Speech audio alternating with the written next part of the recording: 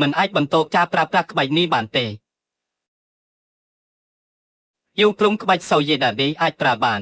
សូម្បីតែវិជាដីក្បាច់ក៏អាចប្រើបានដូចគ្នា គ្រូសាយយើងអាចប្រើក្បាច់សូយេដាដេបានដោយរបៀបណា ខ្ញុំបានឃើញពិភពលោកតែមកហើយគ្មាននរណាម្នាក់អាចប្រើក្បាច់នេះបានទេ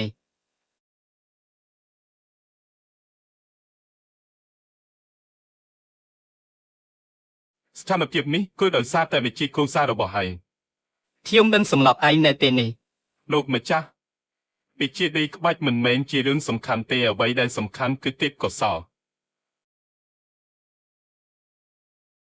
មានអ្នកខ្លះបង្កើតក្បាច់ដោយខ្លួនឯងហើយខ្លះទៀតចម្លងក្បាច់អ្នកដទៃ លោកម្ចាស់ចំមានន័យថាស្ថានភាពនេះអញកំពុងតែប្រឆាំងនឹងខ្ញុំនេះមិនមែនជាក្បាច់អ្វីទាំងអស់ លោកម្ចាស់នេះគឺជាក្បាច់ ក្បាច់ដែលអញប្រើគ្រាន់តែជាបច្ចេកទេសក្នុងការហ្វឹកហាត់ប៉ុណ្ណោះតើលោកចំមានន័យថាដូចម្តេច បើមិនខំប្រឹងប្រែងទេជីវិតនេះនឹងមិនអាចសម្រេចអ្វីបានឡើយ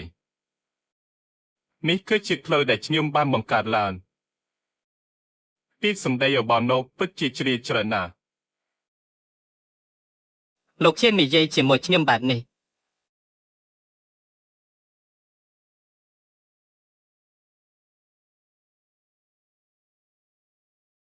អញមិនទាន់ស្លាប់ទេខ្ញុំបានសម្រេចជោគជ័យតែសម្រេចជោគជ័យកុំទាន់អើអួនខ្លួន ខ្ញុំនឹងគោរពលោកម្ចាស់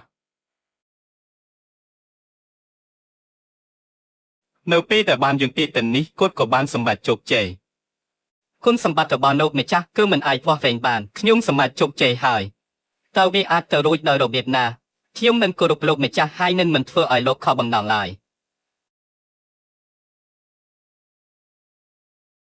តែចុះ ខ្ញុំមិនអាចជឿបានទេ អញមានមូលដ្ឋានគ្រឹះល្អរួចទៅហើយគ្រាន់តែជាការទំនុកកម្រិតគ្រួសារប៉ុណ្ណោះតើអញគិតថាខ្លួនអញសម្រេចជោគជ័យមែនទេអញពិតជាគ្មានសមត្ថភាពមែនកុំនិយាយកុហកខ្ញុំ ខ្ញុំបានសម្រេចជោគជ័យហើយហេតុអ្វីបានជាលោកមើលនាខ្ញុំ គឺវាពិតជាបែបនេះមែន ឯងត្រូវតែទទួលស្គាល់ការពិត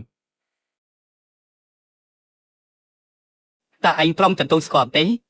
ខ្ញុំព្រមទទួលស្គាល់សូមលោកម្ចាស់មេត្តាជួយខ្ញុំផង ខ្ញុំនឹងគោរពលោកម្ចាស់